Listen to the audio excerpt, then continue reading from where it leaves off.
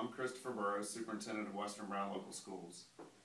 For those of you that did not get a chance to come to the Levy meeting that we had at the school on Monday evening, I wanted to offer a chance for folks to view a YouTube version of an informational session of our levy and all the things that are entailed with the levy. We tried to post the session from the other evening, but it didn't work because it ended up being over the capacity for YouTube, so they wouldn't post it.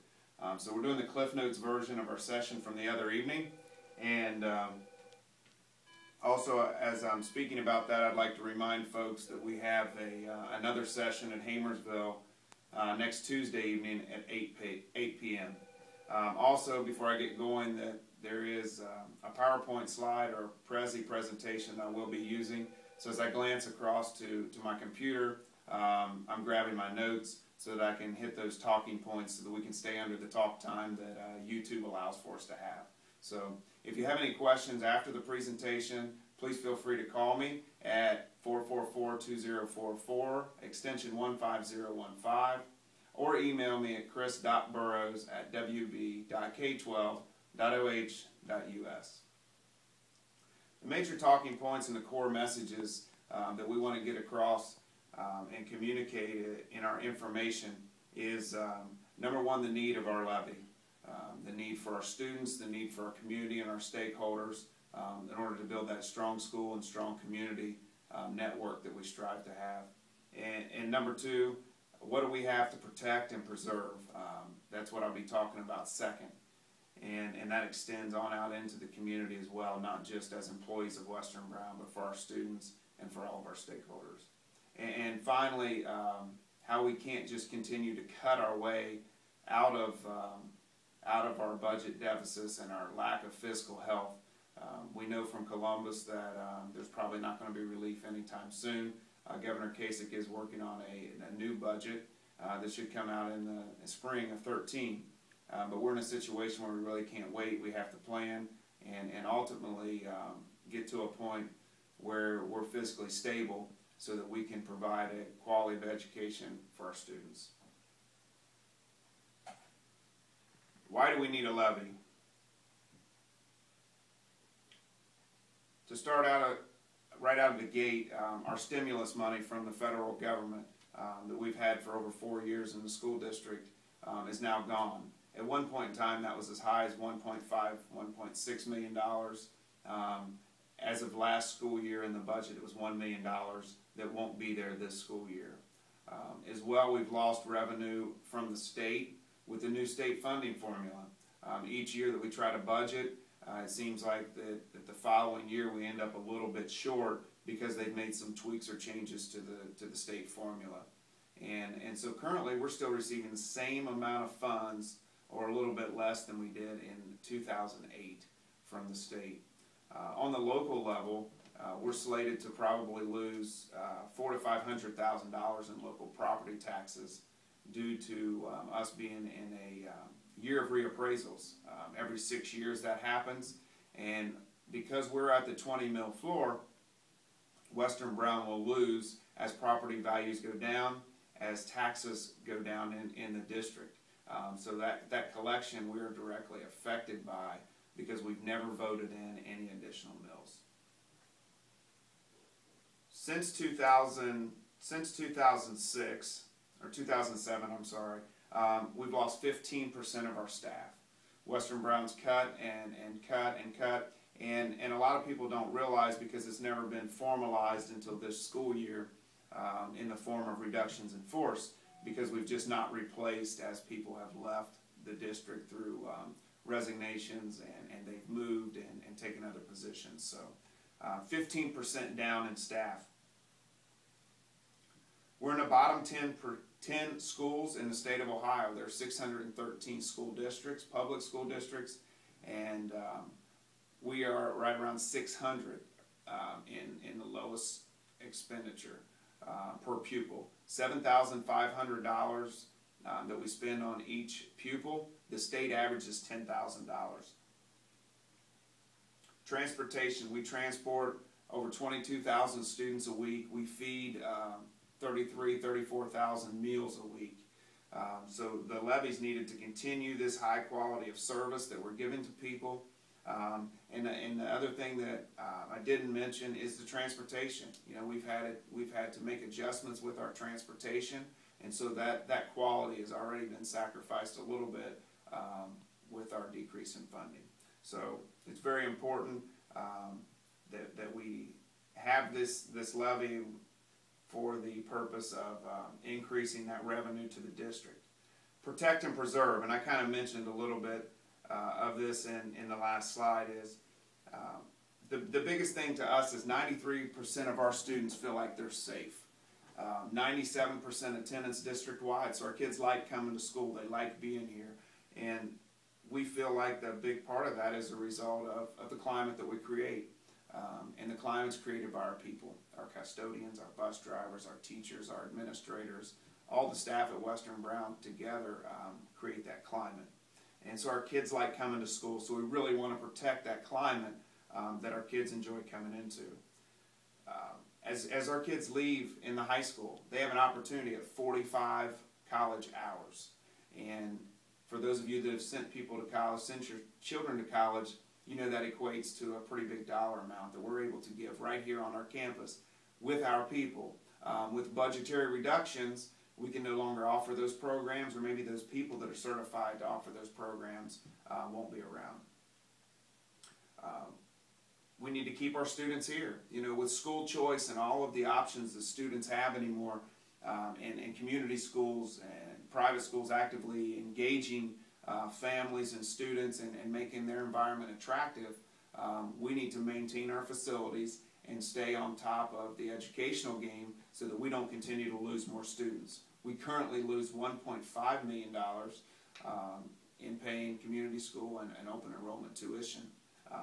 We want to steadily gain those students back, not continue to push them away. Home values. Home values are a big deal. As a homeowner myself, I know that when I purchased or built my home, I thought 10 years down the road where I am right now that it would be worth well over what I invested originally. And in fact, with these new appraisals, reappraisals in Brown County, I'm not for sure that it will be. So I know that's scary for all of us. And any expert that you talk about in the home value market will tell you where there are strong schools, the homes hold their value a lot more. Same goes for farmland. Farmland eventually leads into sometimes commercial productivity and business moving into the area, and not to mention just what you can continue to sell your farm for if and when you decide to sell, or cash rent, or farm it yourself. So it's very important to protect and preserve, because we really believe that the link between strong schools and strong community. Our small classroom sizes. 80% of our third grade students on an annual basis can read at grade level, and we attribute that to our small class sizes. The scary statistics from Mobilizing the Community, a book that I once read, shared that our prison systems use third grade reading level to determine their enrollment 10 years from now. So that should really give us some guidance as a community, as a school district, to where our resources are. And as money is cut, we have to continue to look in all spaces, and we've been able to preserve this pre-K to 2 setting with lower class sizes, so we want to make sure that we continue to do that. Programs that prepare our students for the military, college, or beyond. We have a strong partnership right now with Southern Hills Career Center, and we also have a great JROTC program in the high school, as well as some advanced placement offerings in the high school that prepare our kids as they travel beyond high school. And to cap that off, we have a 93% graduation rate. The other thing that we really need to protect and prepare is something that you as taxpayers invested in over 12 years ago, and that's our facilities. As we do in our home, it's very important that we protect, that we keep up our facilities, that we continue to upgrade as needed, or in the long run, we end up spending more money. And the prime example that I always like to use is that leaky roof. that leaky roof that's not able to be fixed because of money becomes a damaged floor. And so now then you're replacing roofs and floors and all of that, where if you maintain that and have the funds to maintain that, then your investment lasts a lot longer. And finally, as I mentioned earlier, we can't continue to cut our way out of this deficit.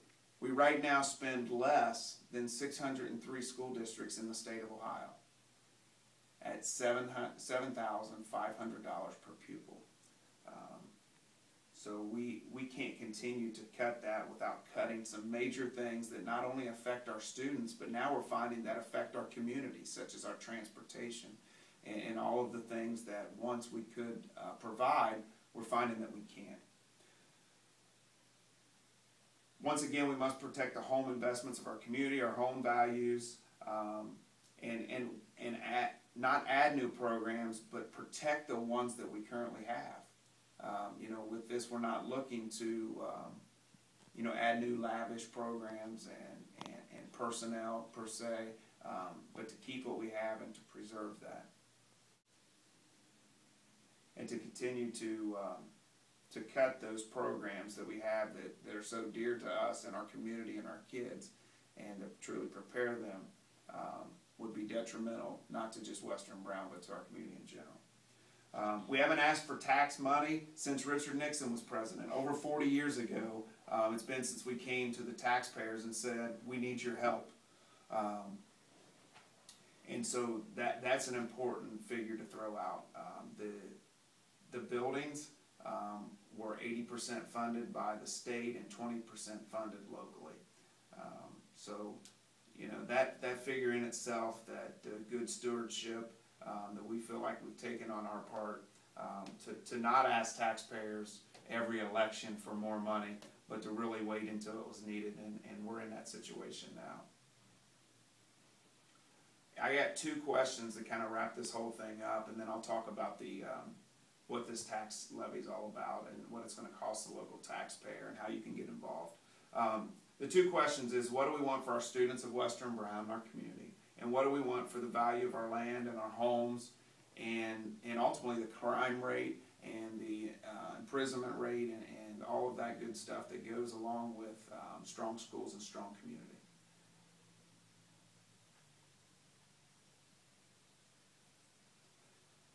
The levy itself is a 6-year emergency levy. Emergency meaning that it will not affect us being off the 20 mil floor, which means that the charge-off factor, if it ever comes back into play with school funding, will still be applicable. If home values rebound, we can gain money. So 6 years is really what we were targeting at, because that's that reappraisal cycle that will come around in 6 years. For the $100,000 home, per $100,000, it's going to cost the taxpayer $15 a month. As I mentioned earlier, with the reappraisals, you could see your taxes go down, and so the balancing act of this could be less than $15. But there's no formula right now to calculate that, because the jury's still out on what those values are going to come in at. Ways to help. We have some subcommittees that are already created. Phil Fight, who is our Levy chairman, can be contacted at wbitmakesense@gmail.com if you're interested in helping out. And we need help with the campaign door to door. We need help phone calls. We need help with signs. We need help fundraising. So all those are avenues that you can use to help the cause. I appreciate you taking the time to listen to me and to get an update and kind of the state of the schools and where we are financially. If anybody has any more questions or comments, feel free to contact myself through email or the phone, or you can email Phil Fight, our levy chair, if you're interested in helping out with the levy.